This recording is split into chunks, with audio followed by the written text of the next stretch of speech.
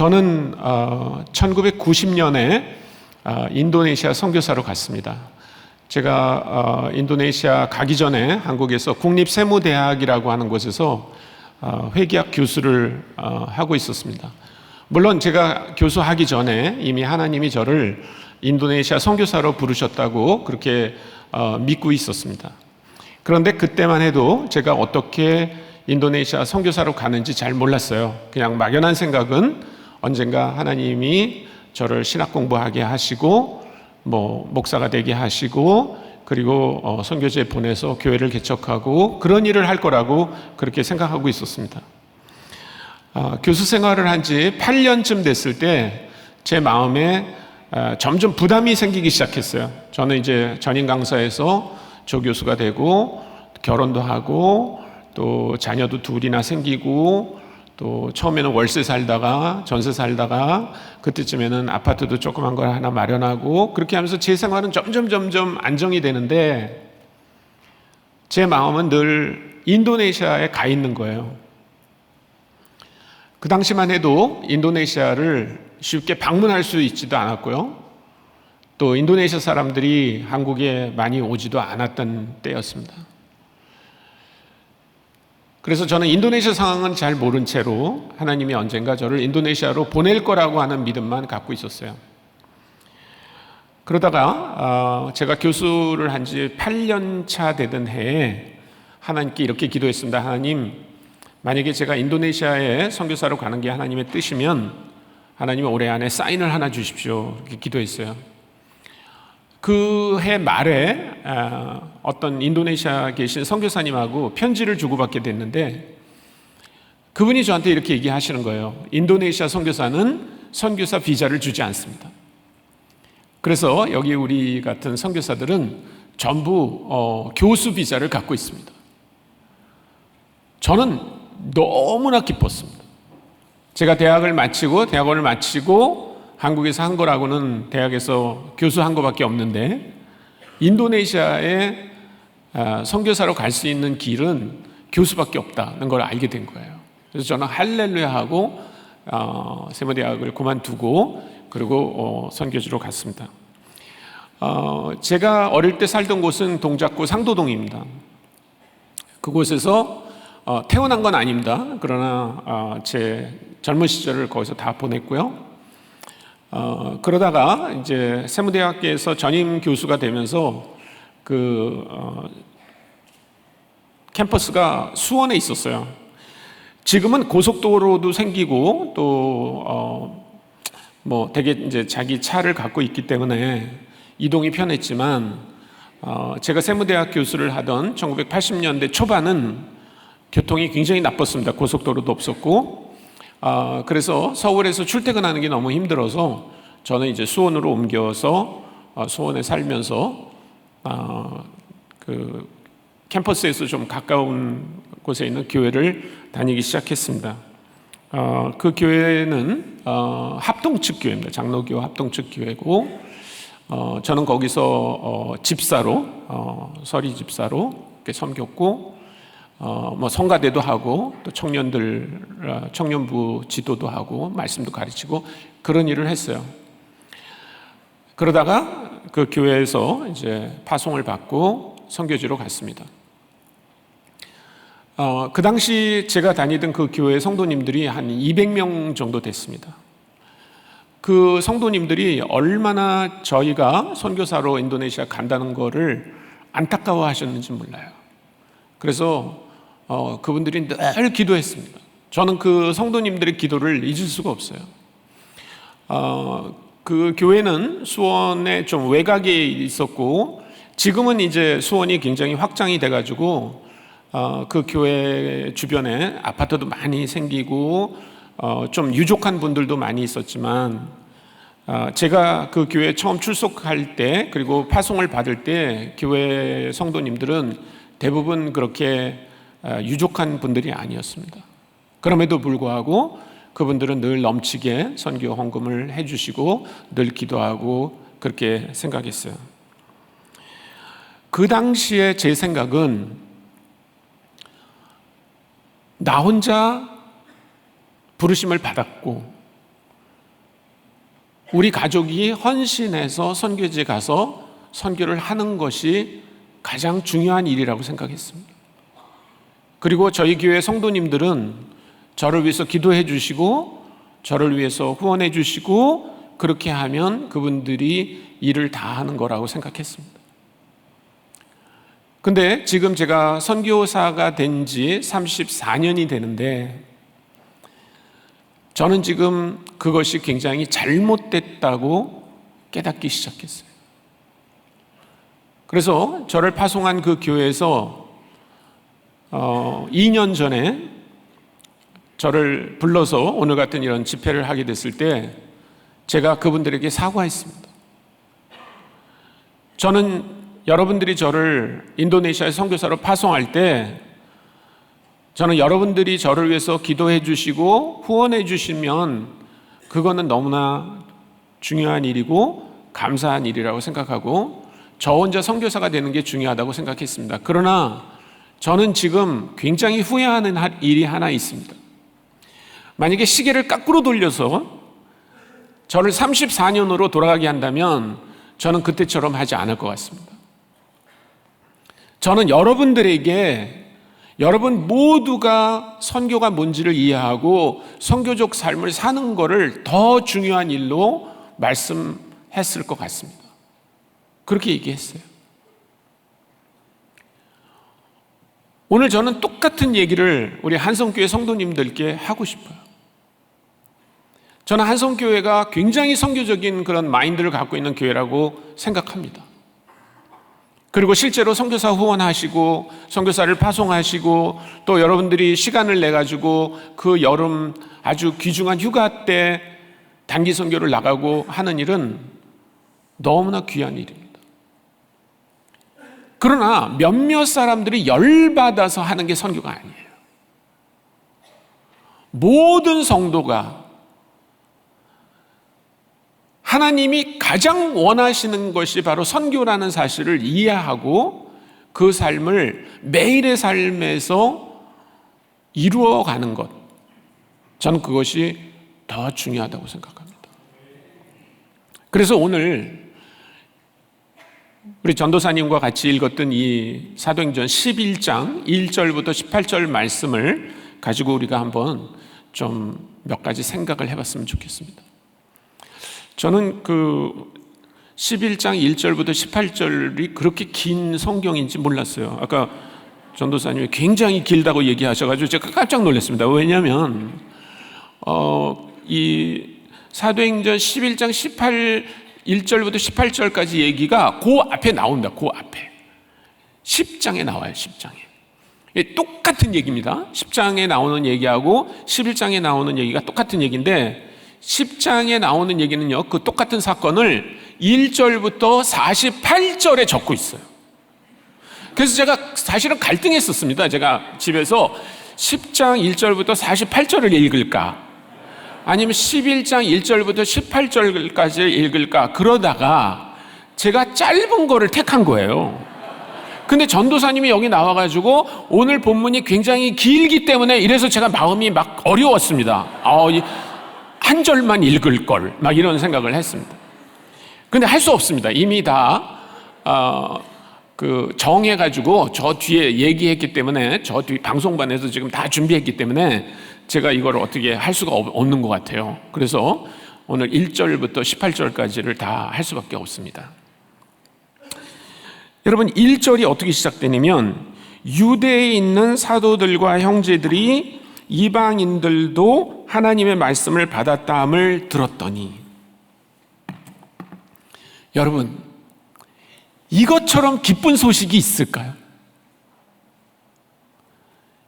이것처럼 기쁜 소식이 있냐고요. 여러분, 이방이 하나님의 말씀을 듣고 그분을 예배하게 되는 것, 그것이 하나님이 창세기에 나오는 아브라함을 부르셨을 때부터 원하셨던 거예요. 하나님이 왜 아브라함을 불렀습니까?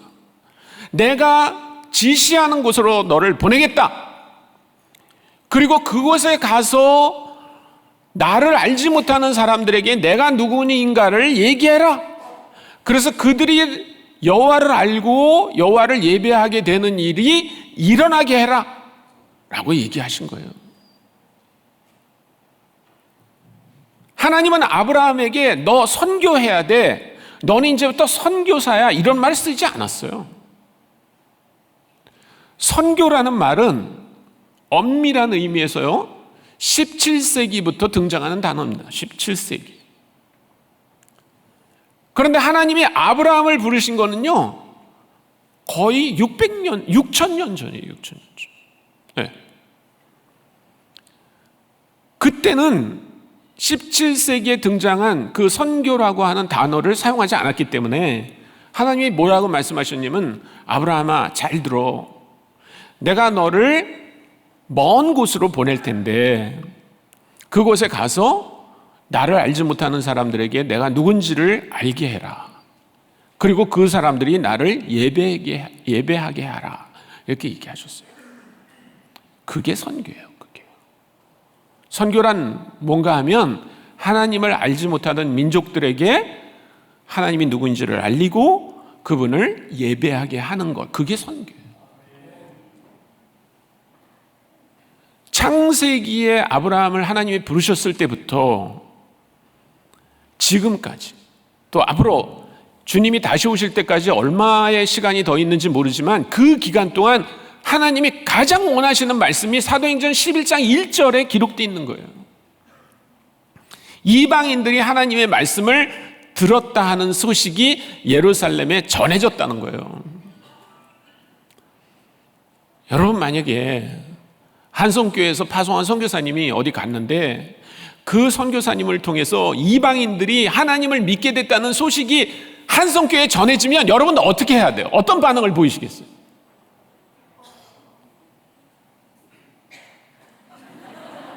아니 정말 이러실 거예요, 여러분. 요즘은 잘 안 부르는데요. 제가 좀 오래된 복음성가 중에서요, 진짜 제 마음에 감동이 되는 찬송이 있어요. 예수님 기뻐 춤추시네, 열방이 주께 돌아올 때. 예수님 기뻐 노래하시네, 열방이 주께 돌아올 때. 여러분, 예수님이 정말 그 노래대로 이방인들이 하나님을 알게 됐다고 그럴 때요, 막 춤추시고 노래하시고 그러세요. 그럼 우리도 그렇게 돼야죠. 그렇죠? 그래서 나는 여러분들이 제가 이렇게 물어봤을 때 벌떡 일어나서 막 이럴 줄 알았어요. 근데 쿨하게 이렇게 딱 계시더라고요.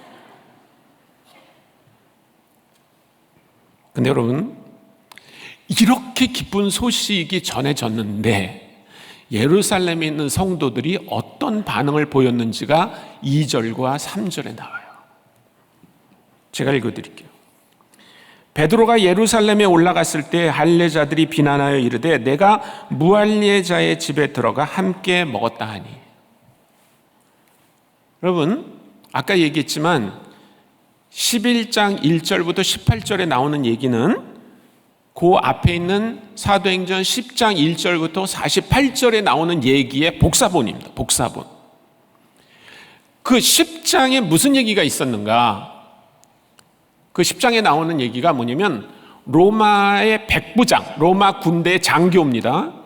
고넬료라고 하는 사람이 베드로를 자기 집으로 초청해서 복음을 들은 얘기예요. 이 로마 사람은 예수님이 누군지 몰랐어요. 하나님이 은혜로 죄인들을 구원하신다는 그 소식을 몰랐어요. 그래서 베드로를 통해서 그 소식을 듣게 된 거예요. 근데 고넬료는 로마 사람입니다. 로마 사람. 그는 할례도 받지 않았고 유대인들이 지키는 그런 규율을 지키지 않는 사람이에요. 베드로는 누굽니까? 베드로는 예수님의 제자이지만 베드로의 정체성은 유대인이에요. 유대인. 유대인은 할례를 받습니다. 그리고 이방인들과 달리 삽니다. 보통 유대인들은 이방인과 거리를 두고 살아요. 그 사람들이 먹는 그런 부정한 음식을 먹지 않습니다. 자기를 이방인들과 만나면 부정하게 될까봐 거리를 두고 이방인의 집에 들어가지 않습니다. 베드로도 그렇게 했어요. 베드로는 예수님의 제자입니다. 예수님을 믿었어요. 그럼에도 불구하고 베드로는 유대인처럼 살았어요. 근데 베드로만 그런 게 아니에요. 예수님의 제자들 다 유대인이었어요. 그리고 교회에 있는 유대인들도요, 전부 유대인의 정체성을 갖고 산 사람들이에요. 예수님 믿는 사람들이에요. 그런데 베드로가 그 고넬료의 집에 들어갈 때 쉽게 간 거 아니에요. 제가 사실은 10장을 좀 얘기하려고 그랬는데 아까 전도사님 말씀 때문에 제가 자신이 없어졌어요. 그래서 그냥 제가 이제 말로 할게요. 말로 10장에 무슨 일이 있었는지를 제가 말로 하겠습니다. 죄송합니다, 전도사님. 제가 전도사님 예전부터 알아서 제가 친해서 이러는 거예요. 고넬료라고 하는 사람이 가이사랴라고 하는 도시에 있었어요. 그리고 그 당시에 베드로는 욥바라고 하는 도시에 있었어요. 이 욥바와 가이사랴는 거리가 얼만큼 떨어졌냐면 한 50-60km 떨어진 곳입니다. 그 당시는 뭐 고속도로가 있었던 것도 아니고 자동차가 있었던 것도 아니고, 그러니까 이 욥바에서부터 그 가이사랴까지는 이틀을 걸어가야 됩니다. 이틀. 그런 거리에 있었어요. 근데 하나님이 베드로와 고넬료를 만나가지고 고넬료가 베드로로부터 예수 그리스도가 누군지를 듣게 하는 게 목적이에요. 목적. 그러면 두 가지 방법이 있습니다. 한 가지 방법은 베드로에게 하나님이 나타나가지고, 베드로야, 내가 소원이 하나 있다. 나는 저 가이사랴라고 하는 도시에 사는 그 로마 사람 고넬료라고 하는 사람이 꼭 복음을 들었으면 좋겠어. 너 거기 나를 위해서 좀 가다오. 이렇게 말할 수 있어요. 또 한 가지 방법은 고넬료에게 나타나는 거야. 고넬료에게, 로마 사람 고넬료에게 하나님이 나타나가지고, 넌 내가 누군지 잘 모르지? 그거 중요하지 않아. 중요하지 않은데 너가 사람을 보내가지고 저 욥바에 가서 베드로라고 하는 사람을 너희 집으로 초청해라. 그럼 그 사람이 무슨 말을 해줄 건데 그거를 잘 들어. 이렇게 말하는 두 가지가 있어요. 그러면 여러분이 예수 믿는 사람들이니까 여러분의 상식을 갖고 얘기해 보세요. 첫 번째가 더 쉬운 거예요? 두 번째가 더 쉬운 거예요?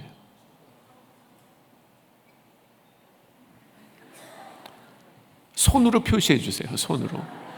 1번이면 1번 하나, 2번이면 2개 이렇게. 자, 1번이에요, 2번이에요? 1번이죠. 1번. 네? 아니, 한번 예를 들어보세요. 우리 저 유전도사님 아시죠? 어떤 분인지 몰라요? 유전도사님 아시잖아요. 기도하고 말씀 공부하시고 사람들 열심히 찾아다니면서 섬기고 그런 분이잖아요. 근데 유전도사님 옆집에 어떤 교회 안 다니는 애기 엄마가 있어요. 그 아주머니는 가끔 뭐 이런 것도 하고 그러는 분이에요. 그런데 어느 날 그 아주머니가 유전도사님 집을 놓고 간 거예요. 이렇게. 그래서 유전도사님이 나가보니까 자기가 아는 옆집 교회 안 다니는 아주머니예요. 그래서 어떻게 오셨어요? 그러고 물어보니까 그 애기 엄마가 뭐라 그러냐면, 전도사님 맞죠? 네. 어젯밤에 하나님이 저한테 나타나셨어요. 그러면 유전도사님 기분이 어떨 것 같아요?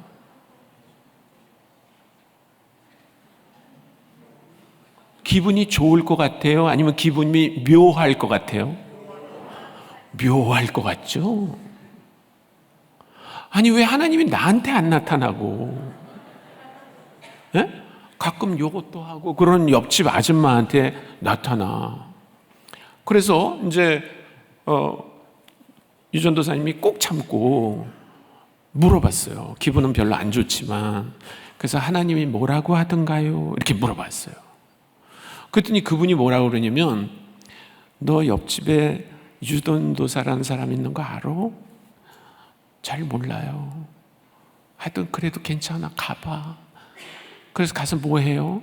유전도사라는 사람한테 내가 누군지 알려달라고 얘기해. 그렇게 말한 거예요. 그래서 이 애기 엄마가 유전도사님한테 얘기한 거예요. 그래서 저한테 하나님이 누군지 얘기해 달라고 하나님이 그렇게 부탁하셨어요.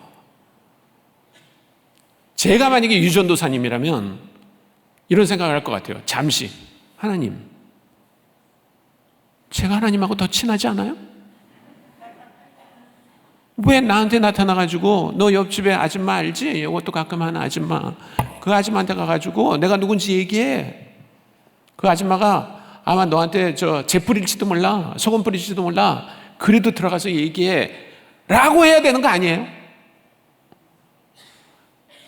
그런데 이 베드로하고 고넬료의 얘기에서 아주 중요한 사건이 있어요. 중요하게 생각해야 될 게 있어요. 뭐냐면 베드로가 유대인이었다는 거예요. 그러면 만약에 하나님이 베드로에게 나타나서, 베드로야, 저 가이사리아에 있는 고넬료에게 가서 말씀을 전해라. 그러면 베드로는 뭐라고 대답할까요? 이것도 여러분이 투표로 하겠습니다. 투표. 1번. 네, 주님, 저는 예수님처럼 십자가에 못 박히기로 한 사람입니다. 그까짓 거 뭐가 어렵습니까? 저는 가겠습니다. 그리고 간 게 1번. 2번은 하나님, 저 모르세요? 저 유대인이에요. 유대인이 어떻게 할례도 받지 않고 돼지고기 먹는 그 사람 집에 가서 그 사람한테 뭐 하라고요? 아니, 그리고 이틀길을 걸어가면 그 집에서 저한테 돼지고기 줄 텐데 그거 먹으라고요? 못합니다. 1번이라고 그랬을까요? 2번이라고 그랬을까요? 2번이에요. 2번. 그래서 하나님이 베드로 포기했어요. 베드로 포기했어요. 그리고 고넬료에게 얘기한 거예요. 고넬료야, 베드로를 좀 데려와라. 그래서 세 사람이 이제 그 옆밖까지 걸어갔습니다. 이틀길을 걸어가고 있는 거예요. 그럼 이틀 동안 하나님이 어떤 표정을 짓고 있었을까요? 이것도 투표로 합시다. 1번은 뭐냐면 이거예요. 예수님, 이야, 이제 내가 춤출 때가 왔구나. 그러고 계셨을까요? 아니면 어떻게 틀림없이 베드로는 안 간다고 할 텐데. 자, 1번, 2번. 2번. 그래서 고넬료가 보낸 사람들이 베드로가 있는 집에 오기 직전에 하나님이 아주 묘한 일을 하나 벌리세요. 그게 뭐냐면 유대인들이 먹을 수 없는 짐승이 담겨있는 그릇을 이렇게 보여주신 거예요. 그러면서 잡아먹어라 이렇게 했어요.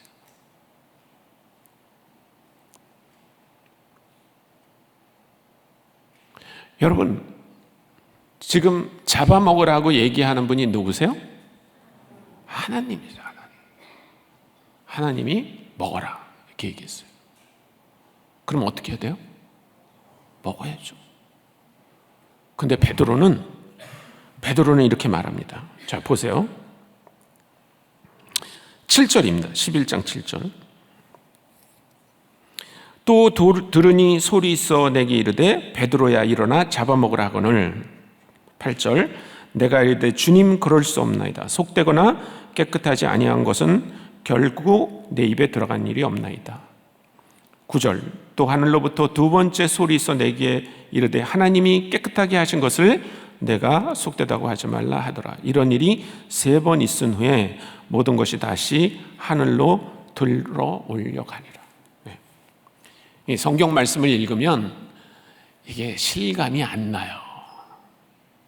그래서 제가 약간 좀 과장을 해가지고 여러분이 이 사건을 이해할 수 있도록 좀 도와드릴게요.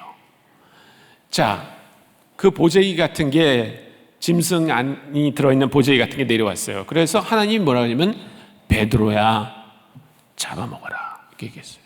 아니 이렇게 안 하셨을 것 같아요. 잡아먹어라 이렇게 하셨을 것 같아요. 근데 베드로가 뭐라 그래요? 아니요, 저는 그런 거 한 번도 먹어본 적이 없고 저는 유대인이에요. 그런 거 먹을 수가 없어요. 그랬어요.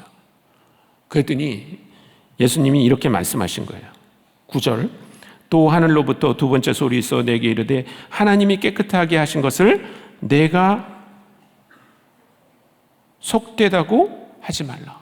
이거 굉장히 점잖게 썼지만 하나님이 그때는요 잡아먹어라 이렇게 말한 게 아니라 야 내가 하나님이야, 내가 하나님, 내가 먹으라고 하잖아. 그런데도 베드로가요 그래도 싫어요 이렇게 말하는 거예요 지금요. 아니 대단하지 않아요? 예? 여러분 이런 성경을 읽으실 때요 약간 좀 실감이 나게 읽어야 돼요. 실감이 나게. 예. 그렇게 하고 있는 거예요. 하나님이 베드로한테 유대인은 먹지 못하는 부정한 짐승을 보여주고 잡아먹어라. 그런데 싫습니다. 그러니까 야 내가 먹으라고 그러잖아, 내가 하나님이야 라고 말하는 거예요. 그런데도 싫습니다. 그러니까 보자기가 하늘로 올라갔어요. 그리고 다시 내려왔어요. 다시. 그리고 또 다시 시작합니다. 잡아먹어라. 싫어요. 야 내가 먹으라고 했잖아, 내가. 그래도 싫어요. 또 올라갔어요. 보재기가 또 내려왔어요. 잡아먹어라. 싫어요. 야 내가 먹으라죠. 세 번.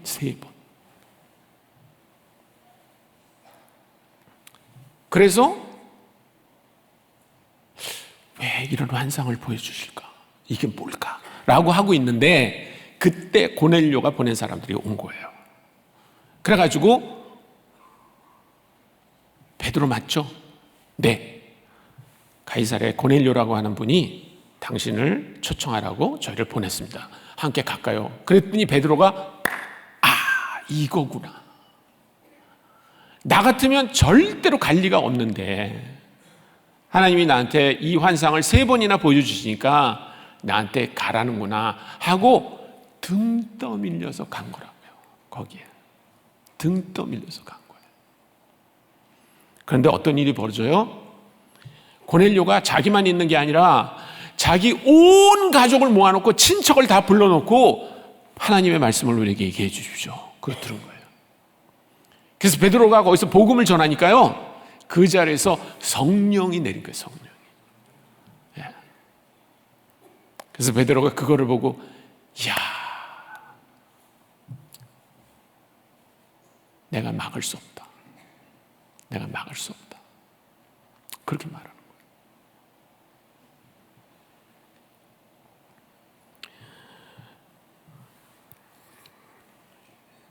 17절입니다. 17절.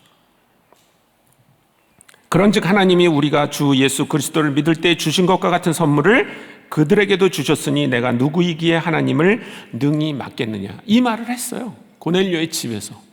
그러면서 이거를 지금 그 예루살렘에 있는 성도들, 교인들에게 말하는 겁니다. 왜냐하면 교인들은 지금 1절에서 나오는 것 같이 이방인들이 하나님의 말씀을 들었다는 걸 듣고 예수님 기뻐 춤추시네, 예수님 기뻐 노래하시네, 그게 안 나오는 사람들이에요. 이 사람들은 여전히 뭐에 관심이 있어요? 야 베드로, 네가 유대인인데 어떻게 이방인의 집에 들어가서 유대인들에게는 먹지 말라고 한 부정한 음식을 먹고 왔어. 이게 이 사람에게 더 중요한 거예요. 그래서 베드로가 어떤 일이 있었는지를 차근차근 다시 설명했습니다. 11장 4절을 한번 보세요. 11장 4절. 베드로가 그들에게 이 일을 차례로 설명했다고 말하고 있어요. 영어로 orderly. 여러분, 베드로가 이런 사람입니까? 베드로는요, 우리가 성경을 통해서 알고 있는 베드로는 다혈질이에요. 다혈질. 굉장히 즉흥적이고 그런 사람이지 이렇게 차근차근 뭐를 설명할 수 있는 사람이 아니에요. 근데 베드로가 이거를 차근차근 다시 설명하는 거예요. 그 차근차근 설명한 거 제가 아까 얘기한 거예요. 10장에서 나왔던 사건을 다시 얘기해 줘. 그러자 이 사람들이 18절에 이렇게 말합니다. 요거는 같이 읽겠습니다. 11장 18절을 같이 읽습니다. 시작. 그들이 이 말을 듣고 잠잠하여 하나님께 영광을 돌려 이르되 그러면 하나님께서 이방인에게도 생명 얻는 회개를 주셨도다 하니라. 네. 여러분, 처음에는 어땠어요? 이방인들이 하나님의 말씀을 들었다 하는 그 놀라운 소식이 전해졌을 때 예루살렘 성도들은 기뻐한 게 아니라, 야 베드로야, 네가 어떻게 유대인인데 이방인의 집에 가서 밥을 먹고 와? 너 미친 거 아니야? 막 이러고 따진 거예요. 근데 하나님이 어떤 일이 있었다고 쫙 베드로가 설명을 합니다. 그러자 이 사람들이 18절에서 그렇게 고백하는 거야. 그게 하나님의 뜻이군요 라고 인정하게 되는 거예요. 그래서 10장에 나오는 그 사건, 베드로가 고넬료의 집에 가서 고넬료에게 복음을 전하고 고넬료가 성령을 받는 사건을 많은 사람들은 고넬료의 회심 사건이라고 말합니다. 그런데 선교를 이해하는 사람들은 그거를 고넬료의 회심이라고 말하지 않아요. 그거를 베드로의 회심이라고 말해요. 베드로가 변한 거예요. 베드로는 그전까지 어떻게 생각했냐면 이방인이 예수님을 믿을 수 있다. 그러나 어떻게? 이방인처럼 믿는 게 아니라 유대인처럼 믿어야 된다고 생각한 거예요. 이방인이 유대인처럼 믿을 수 있어요. 어떻게 해요? 할례를 받아요. 율법을 지켜요. 그리고 예수를 믿어라. 이게 옛날 베드로와 그리고 그 교회 성도들이 갖고 있었던 생각이었던 거예요. 그런데 하나님께서 베드로를 고넬료의 집에 보냄으로 말미암아 깨닫게 하신 게 뭐냐면, 아니다, 우리는 유대인이니까 유대인처럼 믿는 거다, 예수님을. 그러나 유대인이 아닌 이방인들은 유대인처럼 예수님을 믿는 게 아니라 그냥 이방인으로서 예수님을 믿게 하자라고 하는 걸 깨닫게 됐다는 거예요. 그게 베드로의 회심이에요. 근데 중요한 거는 베드로 한 사람이 변하는 거 의미가 없어요. 성도 전체가 다 변해야 돼요. 그래서 사도행전 10장 1절부터 48절에 나오는 그 얘기, 한 가지 얘기입니다. 베드로가 고넬료의 집에 가서 고넬료와 그 가족들에게 복음을 전했다고 하는 사건이 다시 11장 1절부터 18절까지 또 반복돼서 기록되어 있는 거예요. 왜 반복해서 쓰고 있어요? 이제 베드로의 회심이 중요한 게 아니라 성도들의 회심이 중요한 거예요. 제가 아까 얘기했잖아요. 33년 전에 제가 선교지로 갈 때 저도 베드로 같은 사람이었어요. 저는 제가 선교적으로 회심하고 하나님께 헌신하고 선교사가 되면 그것이 가장 중요한 일일 거라고 생각했어요. 지금 돌아보면 아니에요. 적어도 사도행전 11장 1절부터 18절이 말하는 것은요, 베드로 한 사람이 회심하는 거 중요하지 않아요. 성도들이 회심해야 돼요. 성도들이 회심. 이 중에도 단기 선교로 나가고 헌신하고 하는 분들도 있을 거고요, 장기 선교사로 헌신하는 분들도 있을 거예요. 그러면 그렇지 않은 성도님들은 선교적 회심이 필요하지 않은가? 아니요. 다 필요해요. 다 필요해요. 그래서 사도행전에 이렇게 쓴 거예요. 그런데 이거 한 번 가지고 끝나지 않습니다. 여기 18절에 보니까 그들이 이 말을 듣고 잠잠하여 하나님께 영광을 돌려 이르되 그러면 하나님께서 이방인에게도 생명 얻는 회개를 주셨도다 하니라. 근데요, 저는 이 말씀이 이렇게 들려요. 이렇게 들려요. 어떻게 들리냐면, 그들이 이 말을 듣고 잠잠하여 하나님께 영광을 돌려 이르되 그러면 하나님께서 이방인에게도 생명 얻는 회개를 주셨네? 이렇게 들려요. 이 차이가 느껴지세요? 다시 한번 해볼까요? 네? 이렇게 들린다는 거예요. 그들이 이 말을 듣고 잠잠하여 하나님께 영광을 돌려 이르되 그러면 하나님께서 이방인에게도 생명 얻는 회개를 주셨네? 이렇게 들린다는 거예요. 이렇게요. 왜냐하면 이 사건이 또 다시 나타나요. 이 사건, 여러분 지겹지요? 이 사건이 또 나타나요. 사도행전에. 그게 15장이에요. 15장. 자, 15장을 보겠습니다. 15장. 원래 18장 1절부터 18절도 긴데 이게 15장으로 지금 넘어가서 제가 약간 부담스럽긴 하지만, 자, 여러분 성경을 갖고 계시면 15장을 가겠습니다. 15장. 1절부터 제가 읽어드리겠습니다. 어떤 사람들이 유대로부터 내려와서 형제들을 가르치되 너희가 모세의 법대로 할례를 받지 않으면 능히 구원을 받지 못하리라 하니. 지금 내려왔다는 말은 어디냐면요, 여기 지금 안디옥이에요. 안디옥. 예. 제가 이제 그 부분을 생략했는데, 원래 시간만 있다 그러면 제가 이 부분을 얘기하려고 그러는데, 사도행전 11장 18절에서 끝나지 않고요, 19절부터 26절에 보면 이 흩어진 사람들이 안디옥에 가서 헬라인에게도 복음을 전하는 사건이 벌어집니다. 그래서 안디옥 교회는 유대인들도 있었고 헬라인들도 있었어요. 같이. 그 헬라인들은 누구예요? 할례 받지 않고 예수 믿는 사람들, 율법을 지키지 않고 예수 믿는 사람들이었어요. 그런데 거기에 누가 와 있었냐면 바나바와 바울이 말씀을 가르치고 있었어요. 그런데 예루살렘에 있던 그 성도들 중에 안디옥을 방문한 사람들은요, 이렇게 말하는 사람들이 계속 있었다는 거예요. 어떤 사람들이 유대로부터 내려왔다는 말은 그 중심이 예루살렘이니까요. 예루살렘으로부터 내려와 형제들을 가르치되, 안디옥에 있는 형제들을 가르치는 거예요. 특별히 유대인 아닌 헬라인 혹은 이방인 배경을 갖고 있는 형제들을 가르치되 뭐라고 말하냐면 너희가 모세의 법대로 할례를 받지 않으면 능히 구원을 받지 못하리라.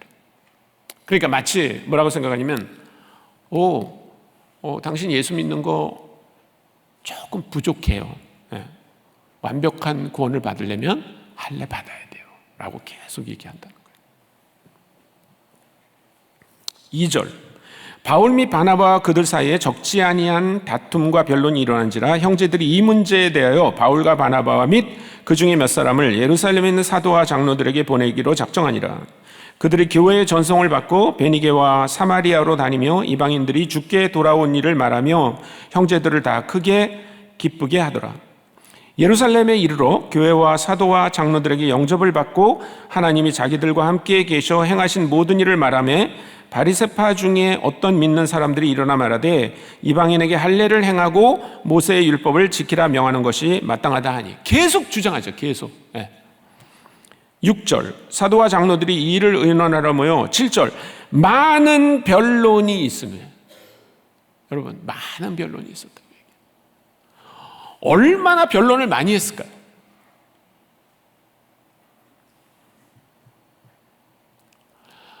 한성교회에서, 여기 장로님 계시죠? 장로교회죠, 한성교회. 근데 예를 들면 어떤 분이 이제 장로로 세우려고 그러는데 너무나 훌륭한 분이에요. 이분은 11조 아니야, 10의 2조. 그리고 단기 선교는 빠짐없이 가고, 그 다음에 비가 오나 눈이 오나 주차 봉사하고, 그냥 교회에 일 있다 그러면 그냥 맨발로 맨날 나오고. 그래서 이제 이분을 장로로 세우기로 한 거예요. 그런 분 장로 될 자격이 있을까요, 없을까요? 네? 없어요? 있잖아요. 근데 이분이 문제가 하나 있어요.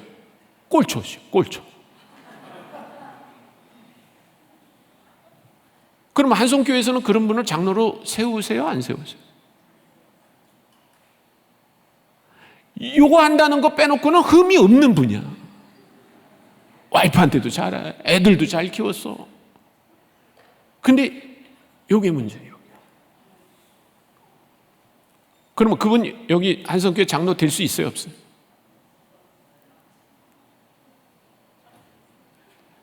아주 훌륭한 분이라니까요. 안 돼요? 그럼 이것도 투표합시다. 된다 1번, 안 된다 2번. 자, 하나, 둘, 셋. 안 된다가 많네요. 안 된다가 많아요. 안 된다가. 제가 이해합니다. 네. 여러분, 제가 이렇게 설교하는 거 듣고 은혜도 받으시고 깨달음도 오고 그런 거 맞죠? 그런데 제가 설교 마치고 저 주차장 구석에 가가지고 이렇게 하고 있는 걸 여러분이 보셨어요. 그러면 여러분은 어떤 반응을 보이세요? 네? 좋다고요? 아마 유전도사님한테 당장 쫓아가가지고 전도사님, 손성교사님이 요구하는 거 알았어요? 막 난리가 날 거예요. 근데 만약에 그래도 그분을 장로로 우리가 추대하자. 그거 빼놓고는 다 잘하는 분이니까 라고 우리가 이거를 가지고 우리 교회에서 토론을 한다 그러면 몇 시간 할 것 같아요, 토론을? 몇 시간이요? 몇 시간이 아니에요. 며칠 걸릴지도 모르고 몇 년 걸릴지도 몰라요. 근데 지금 이거는요, 담배 피는 그 사람을 장로로 세울까 말 건가 하고는요, 차원이 다른 얘기예요. 이거는요, 차원이 달라요. 이거는 이방인들이 할례를 받아야 되냐 말아야 되냐의 문제는 어떤 분이 담배 피는 장로님을 장로로 뽑아야 될 거냐 말아야 될 거냐 하고는요, 차원이 다른 얘기입니다. 그런데 여기 보니까 7절에 많은 변론이 있은 후에, 아마 이 회의는 며칠 동안 이루어졌던 것 같아요.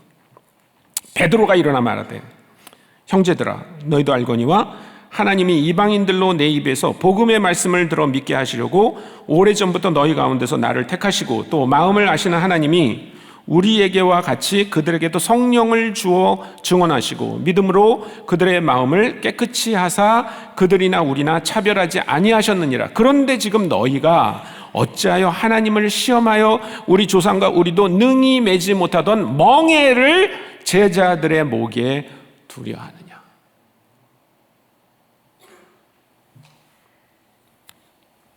여러분, 베드로가 자기가 고넬료의 집에 갔던 사건을 다시 상기시키는 거예요. 그러면서 뭐라고 말하고 있어요?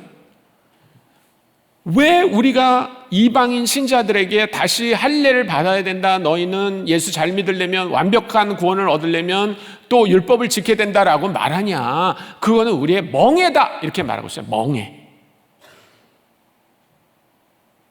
근데 여러분, 유대인들이 할례를 받는 것과 율법을 지키는 것을 멍에라고 생각했습니까? 아니면 명예라고 생각했습니까? 명예. 여러분, 다윗이 골리앗이 나타나가지고 큰 소리를 치니까 뭐라고 얘기해요? 저 할례 받지 않는 이방인이 어떻게 하나님을 모욕하냐? 그 사람들이 맨 앞에 나타내고 있는 말이 뭐예요? 우리는 할례 받은 하나님의 백성이라는 거예요. 사도 바울도 그 편지에서 뭐라고 얘기합니까? 내가 자랑할 것이다. 그건 뭐냐면 내가 8일 만에 할례를 받은 것이다. 그 얘기하고 있어요. 적어도 모세가 이스라엘 백성들을 애굽에서 데리고 나와서 광야에서 할례를 준 때로부터 시작해서 적어도 1400년 동안 유대인들은 할례를 멍에라고 생각하지 않았어요. 명예라고 생각했어요. 명예. 여러분 혹시 김영삼 대통령 아세요? 김영삼 대통령? 김영삼 대통령이 아주 마산 분인데, 거제 분인데 아주 거제 사투리가 굉장히 심한 분이죠. 그래서 이제 국무회의가 할 때 이제 맨날 그렇게 하셨다는 거예요. 경제가 중요합니다. 경제를 살려야 됩니다. 맨날 그러셨다는 거예요. 그래서 이제 외무부 장관이 옆에 앉아 있다가 하도 듣기가 힘드니까 각하 경제입니다. 경제. 그러니까 외무부 장관을 보더니 그랬다는 거예요. 애무 장관은 애무나 하세요. 딱 그랬다는 거예요. 만약에 김영삼 대통령이 이거를 읽었다면 명예를 맹예 이렇게 읽었을지는 몰라요. 근데 베드로는 경상도 사람이 아닙니다.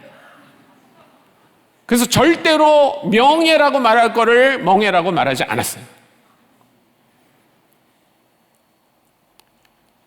그는 자기가 보통 같았으면 명예라고 생각할 그 율법과 할례를 지금 이 중요한 결정을 하는 회의 석상에서 그것은 우리의 멍해였다 이렇게 말하고 있어요. 왜 그걸 멍해라고 그래요? 왜? 그것을 자기네들이 명예라고 생각하는 한 절대로 이방인들 사이에 예수를 따르는 운동이 일어날 수 없어요. 근데 그것을 멍해라고 내려놓는 순간 복음은 날개를 달고 이방인들에게 할례도 받을 필요 없이 율법의 의무도 없이 당신들은 그냥 은혜로 예수 그리스도를 믿음으로 구원에 이를 수 있습니다라는 복음을 전할 수 있는 거예요. 복음은 우리가 가지고 있는 문화보다 강한 겁니다.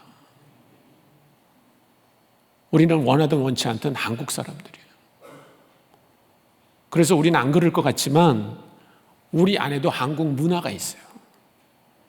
그래서 복음을 전하러 갈 때 은근히 한국적인 거를 갖고 나가려고 그래요. 근데 왜 제가 이렇게 사도행전을 들어서 이렇게 지루한 얘기를 오늘 하냐면 우리가 선교할 때 정말 조심할 게 있어요. 그건 뭐냐면 한국적인 기독교를 소개할 게 아니라 그것은 다 내려놓고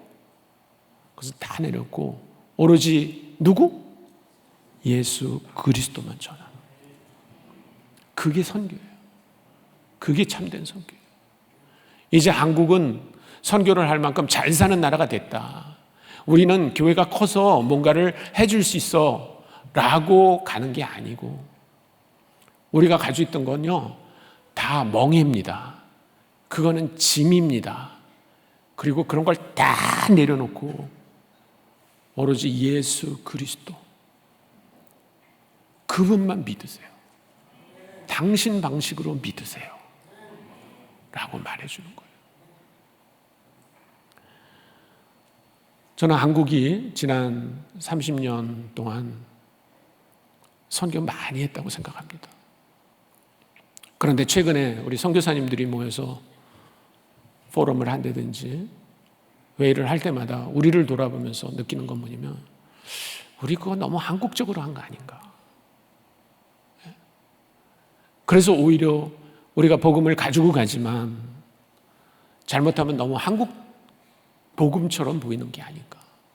그래서 오히려 그 사람들의 문화를 이해하고 그 사람들의 방식으로 예수를 믿게 우리가 어떻게 하면 할 수 있을까? 그것은 베드로가 얘기한 것처럼 그것은 우리의 멍해입니다. 그것은 짐입니다. 당신들은 우리가 하는 것처럼 할 필요 없이 당신들의 방식으로 예수 그리스도만 가져가세요. 예수 그리스도만 믿으세요. 그렇게 하는 게 저는 참된 선교라고 생각합니다. 오늘 저는 여러분에게 긴 본문을 얘기했고 또 이거를 3번이나 얘기했어요. 그래서 혹시 여러분들이 오늘 앉아서 들으면서 참 지겹다 이렇게 생각하실지 모르는데 이것이 2000년 전에 기독교를 세상에 전파한 그 유대인들의 자세였어요. 그래서 맨 마지막에 이제 이 15장에 이런 결론을 내립니다. 15장 27절, 28절만 읽고 제가 마무리하는 기도를 하겠습니다. 함께 읽겠습니다. 여기는 시작. 그리하여 유다와 실라를 보내니 그들도 이 일을 말로 전하니라. 성령과 우리는 이 요긴한 것들 외에는 아무 짐도 너에게 지우지 않은 것이 옳은 줄 알았노라. 예. 너희가 누구냐면 이방인들이에요. 이방인 신자들이에요. 그러면서 여기서도 다시 결론을 내면서 뭐라고 말합니까? 우리가 어떤 짐도 지우지 않겠다. 그렇게 말해요. 그래서 복음은 날개를 달고 그 당시 로마 제국 안에 쫙 퍼져갔어요. 그리고 세상이 바뀌었어요. 이 얘기는 2000년 전 얘기입니다. 100년 전 얘기 아니고 50년 전 얘기 아니에요. 2000년 전에 유대인들이었던 제자들은 자신들을 돌아봤어요. 그리고 복음을 전하는 것은, 선교를 하는 것은 우리 방식대로 하는 게 아니구나. 저들의 방식대로 예수 그리스도만을 전해주는 것, 그것이 선교라고 하는 것을 믿게 됐던 것입니다. 저는 여러분들이 오늘 두 가지 말씀을 기억했으면 좋겠어요. 하나는 뭐냐가 하면 열받은 사람 몇 사람만 나가서 선교하는 거 아니라는 거예요. 모든 성도가 선교적 회심이 일어나야 된다는 거예요. 두 번째는 우리 방식대로가 아니고 우리의 방식은 다 내려놓고 어떻게 하면 복음만을 그들에게 전할 수 있을까? 이런 고민 가운데 여러분들이 선교에 동참하실 수 있으면 좋겠다는 생각이 듭니다.